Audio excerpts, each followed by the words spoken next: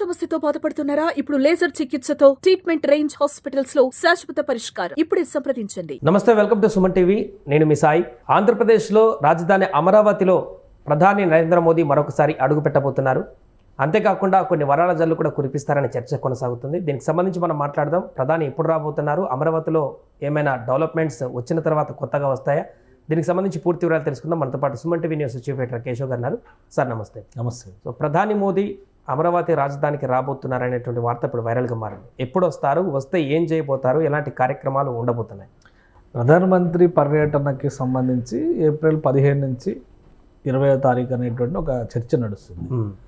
నాకు వస్తున్న సమాచారం ప్రకారం చూస్తే కనుక ఏప్రిల్ చివరి వారం వరకు ప్రధానమంత్రి పర్యటన ఉండే అవకాశం ఉంది. ఎందుకంటే రెండు ప్రధాన అంశాలపైన ఇప్పుడు ఆంధ్రప్రదేశ్ ప్రభుత్వం కసరత్తు చేస్తున్నట్టుగా ఒక సమాచారం.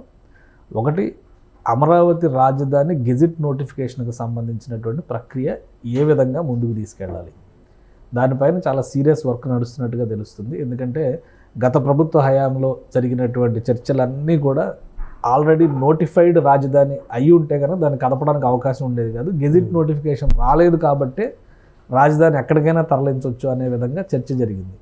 తర్వాత నెక్స్ట్ పాయింట్, జగన్మోహన్ రెడ్డి గారు పదే పదే చెప్పింది ఏంటంటే there is no seat of governance, ఎవరు ఎక్కడ కూర్చుని పరిపాలిస్తే అదే రాజధాని అని చెప్పారు. రాజధానికి అసలు రాజధాని గురించి రాజ్యాంగంలోనే లేదని చెప్పారు. సో ఆ చర్చ ముగిసింది కాబట్టి దాని గురించి మనం మాట్లాడాల్సిన అవసరం లేదు. ఇప్పుడు ముఖ్యంగా ఉమ్మడి రాజధాని అనేటువంటి ఒక ప్రతిబంధకం తెగిపోయింది. 2024తో క్లోజ్ అవుతుంది. దాన్ని జగన్మోహన్ రెడ్డి ప్రభుత్వం రెన్యువల్ చేయమని కానీ, 2 సంవత్సరాలు పెంచమని కానీ, లేదా ఇంకో 5 సంవత్సరాలు ఇవ్వమని కానీ ఏది ప్రతిపాదన చేయలేదు. కాబట్టి కాలగర్భంలో కలిసిపోయినట్టే. కొత్త ప్రభుత్వం మళ్ళీ దాన్ని ఎక్స్టెన్షన్ గురించి అడగడానికి అవకాశం కూడా లేదు. ప్లస్ ఈ పరిస్థితుల్లో ఆంధ్రప్రదేశ్ ప్రభుత్వం ఏంటంటే రాజధానిని డెవలప్ చేయడమే లక్ష్యంగా పెట్టుకుంది. కాబట్టి గెజిట్ అనేటువంటి పాయింట్ చాలా ఇంపార్టెంట్ పాయింట్. దీంతోపాటు ఇంకొక చర్చ విస్తృతంగా ఏం జరుగుతుందంటే, కొంచెం అతిశయోక్తిలాగా అనిపించవచ్చు కానీ దేశానికి రెండవ రాజధాని అనేటువంటి చర్చ విస్తృతంగా జరుగుతుంది. రెండవ రాజధాని ఎక్కడ పెట్టాలి, అమరావతి అని కాదు, దక్షిణాదిలో పెట్టాలి అనేటువంటి చర్చ. దానికి వైబుల్గా ఉండేటువంటి నగరం ఏది? చాలా పాసిబిలిటీస్ ఉన్నాయి. ఒకవైపు బెంగళూరు గురించి మాట్లాడుతున్నారు, హైదరాబాద్ గురించి మాట్లాడుతున్నారు, లేదా ఇంకేదన్నా ఒక కొత్త నగరాన్ని సృష్టిస్తే ఎలా ఉంటుంది. ఎందుకంటే గుజరాత్లో 4 నగరాలు కడుతున్నారు, మహారాష్ట్రలో కొత్త నగరం ఒకటి కడుతున్నారు.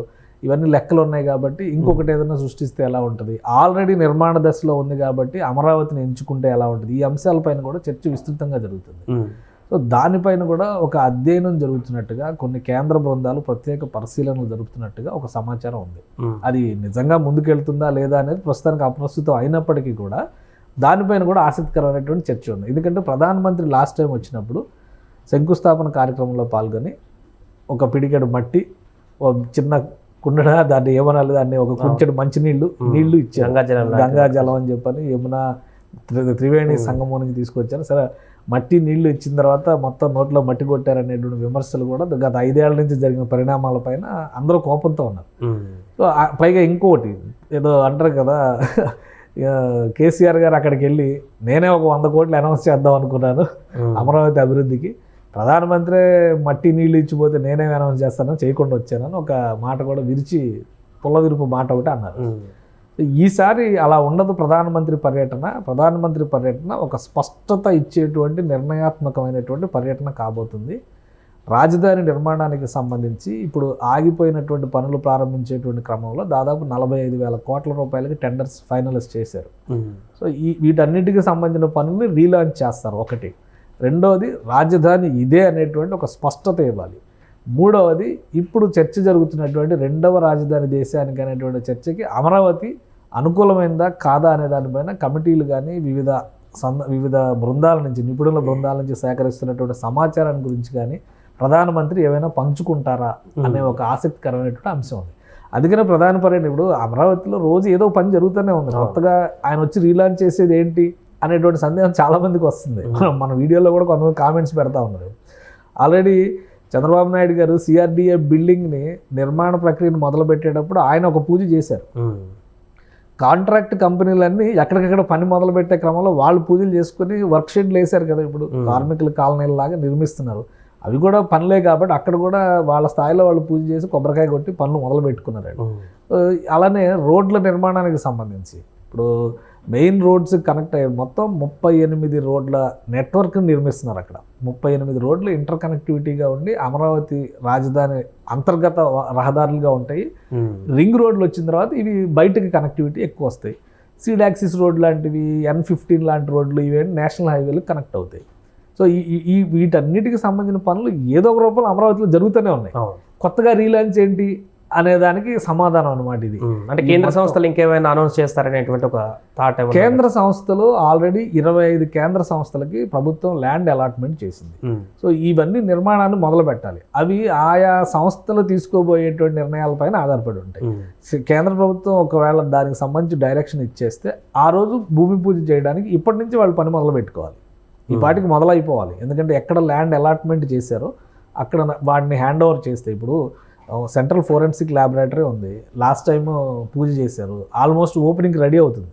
రేపు ఇనాగ్రేట్ చేయబోయేటువంటి భవనాల జాబితాలో అది కూడా ఉండొచ్చు. సిఆర్డిఏ భవనం చాలా వేగంగా పూర్తి చేసే ప్రయత్నాలు జరుగుతున్నాయి. అంటే ఎక్స్టీరియర్ ఎలివేషన్ కనుక కంప్లీట్ అయితే అది కూడా ఇనాగ్రేట్ చేయొచ్చు.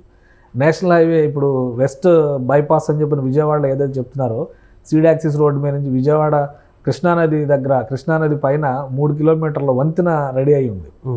అది ప్రారంభించవచ్చు. ఎందుకంటే సెకండ్ పార్ట్ కంప్లీట్ కాకపోయినా ఫస్ట్ పోర్షన్ కంప్లీట్ అయిపోయింది. గన్నవరం నుంచి అమరావతిలోకి రావడానికి కావాల్సినటువంటి రహదారి కంప్లీట్ అయిపోయింది. ఇవన్నీ కూడా కేంద్ర ప్రభుత్వ హయాంలో జరుగుతున్నటువంటి ఆల్రెడీ పనులు జరుగుతున్నాయి. సో కొత్తగా చేయడానికి ఏముంది అనేటువంటి చర్చకి నిర్మాణాల రీలాంచ్ అనేది ఒక బ్రాండ్ ఇమేజ్ ఇవ్వాలి అనేటువంటి ఆలోచన చంద్రబాబు నాయుడు గారు చేశారు. సో ఈ ఒక 45,000 కోట్ల రూపాయల పనులు, అలానే కేంద్ర ప్రభుత్వ సంస్థలు మొదలుపెట్టేటువంటి కొన్ని పనులు, ఆల్రెడీ ఇప్పుడు కంప్లీట్ అవుతున్నటువంటి పనులు, ఇవన్నీ కలిపితే ఒక 80,000 90,000 కోట్ల రూపాయలకు సంబంధించినటువంటి పనులు కనిపిస్తున్నాయి. ఇవన్నీ ప్రారంభోత్సవంలో భాగంగా ఒక భారీ అనౌన్స్మెంట్ అవుతుంది. రెండవది, ఏ నిర్ణయం పైన ఆయన ప్రకటన చేస్తారు. గెజిట్కి సంబంధించినటువంటి ప్రకటన ఉంటుందా, రెండవ రాజధాని అనే అంశం పైన ప్రకటన. ఎందుకు రెండవ రాజధాని అని ఎందుకు మాట్లాడాల్సి వస్తుందంటే, ఇది చాలా అత్యాశతో కూడినటువంటి అంశం అన్న విషయం నాకు కూడా తెలుసు. ఒక క్లారిటీ ఉంది దాని మీద. నిజంగా అనౌన్స్ చేస్తారని. రోజు రోజుకి ఢిల్లీలో పరిస్థితులు ఇబ్బందికరంగా మారుతున్నటువంటి నేపథ్యం. ఇప్పుడు కూడా మళ్ళీ నిన్న కూడా పొల్యూషన్ దీనికి సంబంధించి క్వాలిటీ కంట్రోల్ టెస్టులకు సంబంధించినటువంటి పర్యటన బృందాలు, ఎన్విరాన్మెంటల్ డిపార్ట్మెంట్కి సంబంధించిన బృందాలు ఢిల్లీ అంతటా పర్యటిస్తున్నాయి. ఎందుకంటే ప్రతి రూపంలో వాటర్ కానీ, ఎయిర్ కానీ, సౌండ్ కానీ, ఈ మూడిట్లు పొల్యూషన్ ఢిల్లీని ఘోరంగా దెబ్బతీస్తుంది అనేది చాలా క్లియర్గా కనిపిస్తుంది. ప్రపంచంలోనే పొల్యూటెంట్ సిటీస్లో ఢిల్లీ టాప్ 10లో ఉన్నటువంటి నగరం. సో ఈ ఇబ్బందులన్నీ చూసిన తర్వాతే మనవాళ్ళు ఇంకొక ప్రత్యామ్నాయం అవసరం అవుతుంది అనేటువంటి ఆలోచన చేస్తున్నారు. కాబట్టి ఆ క్రమంలో అమరావతి కంప్లీట్ గ్రీన్ సిటీ కాబోతుంది. ఎందుకంటే అక్కడ ఇప్పుడు ఉన్నటువంటి వెహికల్ ట్రాఫిక్ కూడా రాబోయేటువంటి రోజుల్లో ఎమిషన్ ఫ్రీ డ్రైవ్ ఉండాలి అని నిన్న జరిగిన కలెక్టర్ల సమావేశంలో కూడా చంద్రబాబు నాయుడు గారు ఒక మాట అన్నారు, అమరావతి గురించి ప్రత్యేకతలు చెప్తూ. అంటే కంప్లీట్ ఎకో ఫ్రెండ్లీ వాతావరణం అమరావతిలో ఉంటుంది. ప్లస్ పాపులేషన్ వైజ్గా చూస్తే కనుక ఇప్పుడు నగర నిర్మాణం పూర్తయ్యేసరికి దాదాపు 50 లక్షల జనాభా అక్కడ కనబడేటువంటి అవకాశం ఉంటుంది. కేంద్ర ప్రభుత్వానికి సంబంధించినటువంటి వ్యవస్థల్ని భవిష్యత్ అవసరాలకు తగ్గట్టుగా తీర్చిదిద్దితే కనుక రాబోయే రోజుల్లో ఇది ప్రత్యేకమైనటువంటి నగరంగా, కేంద్ర ప్రభుత్వ కార్యక్రమాలకు ఆతిథ్య నగరంగా మారడానికి కూడా అవకాశం ఉంటుంది. అలానే చాలా ఈక్వేషన్స్ ఉన్నాయి. చుట్టుపక్కల చూస్తే మొత్తం వాటర్ సోర్స్ ఉంది, ఎక్కడా కూడా ఇబ్బంది లేదు, ప్రవహించే జీవనది ఉంది, పొల్యూషన్స్కి వెళ్లకుండా. అంటే ఇప్పుడు వరకు నగరాలన్నీ ఏంటంటే, నగరాలు అభివృద్ధి చెందుతున్నాయి పరిశ్రమల ద్వారా అనుకున్నాం, కానీ పరిశ్రమలు అభివృద్ధి జరిగిన తర్వాత జరిగినటువంటి నష్టం అక్కడ అహ్మదాబాద్ ఫేస్ చేసింది, ఇక్కడ మూసీ నది ఒడ్డున హైదరాబాద్ ఫేస్ చేస్తుంది, ఢిల్లీ యమునా తీరంలో ఉన్నది కూడా విషతుల్యమైనటువంటి కాలుష్యం, నీటి కాలుష్యానికి కారణం అదే. సో ఈ సమస్యలు ఏవీ లేని నగరం కావాలంటే ఏది అనేటువంటి అన్వేషణలో భాగంగా ఒక అధ్యయనం అయితే జరుగుతుంది అంతర్గతంగా. సో అమరావతిని కూడా పరిశీలించేటువంటి అవకాశం ఉంటుంది. అలాంటి అంశాలు ఉన్నప్పుడు కేంద్ర ప్రభుత్వం చొరవ చూపి కొంత అధిక నిధులు ఇవ్వడం, అధిక ప్రాధాన్యం ఇవ్వడం. ఈ మధ్యకాలంలో మనం చూస్తున్నాం 2014-19 కూడా కూటమి ప్రభుత్వమే ఉంది, కానీ అప్పుడు చూపించినంత చొరవ ఇప్పుడు ఎందుకు చూపిస్తున్నారు? పోలవరం ప్రాజెక్టుకి ఎప్పుడూ లేనంతగా 5,000 కోట్లు ఈసారి ఇమీడియట్గా రిలీజ్ అయినాయి. అంటే దానికి కారణం ఏంటి? వీలైనంత వేగంగా ఆంధ్రప్రదేశ్లో పనులు పూర్తవడం అనేది ఒక టార్గెట్, డబుల్ ఇంజిన్ సర్కార్ రిజల్ట్స్ చూపించడం ఇంకో టార్గెట్. ఒకవేళ అమరావతి అంతర్జాతీయ స్థాయి నగరంగా ఆ ప్రమాణాలకు తగ్గ స్థాయిలో రూపొందుతోంది అనేటువంటి నమ్మకం కలిగినప్పుడు దక్షిణాది కేంద్రంగా అమరావతిని రెండవ రాజధానిగా ప్రకటించినా ఆశ్చర్యపోవాల్సినటువంటి అవసరం లేదు. సో ఈ ఆప్షన్స్ అన్నీ ఉన్నాయి కాబట్టి ప్రధాన పర్యటన చుట్టూ ఒక ఆసక్తికరమైనటువంటి చర్చ జరుగుతుంది. అది ఫైనల్గా ఆయన ఏం కన్క్లూజన్ ఇస్తారనేది మాత్రం మనం వెయిట్ చేయాల్సిందే దానికోసం. రైట్ సార్, అది ప్రస్తుతం ఆంధ్రప్రదేశ్కి అమరావతిలోకి ప్రధాని మోదీ వస్తున్నటువంటి సందర్భంలో ఒక ఎలాంటి అంశాన్ని ప్రస్తావిస్తారు లేదా ఏం చెప్తారు, ఎలాంటి వరాలు కురిపిస్తారు అనేటువంటి అంశం ఒకటైతే, రెండవ రాజధానికి సంబంధించినటువంటి కదలికలు ఏమైనా ఉండొచ్చేమో అనేటువంటి ఒక ప్రశ్నలు కూడా ఉత్పన్నమవుతున్నాయి. చూడాలి ప్రధాని మోదీ వచ్చిన తర్వాత ఆయన ఎలాంటి స్టేట్మెంట్స్ ఇస్తారనేది. సుమన్ టీవీలో మీ పర్సనల్ అండ్ బిజినెస్ ప్రమోషన్స్ కోసం కింది నెంబర్కి కాంటాక్ట్ చేయండి.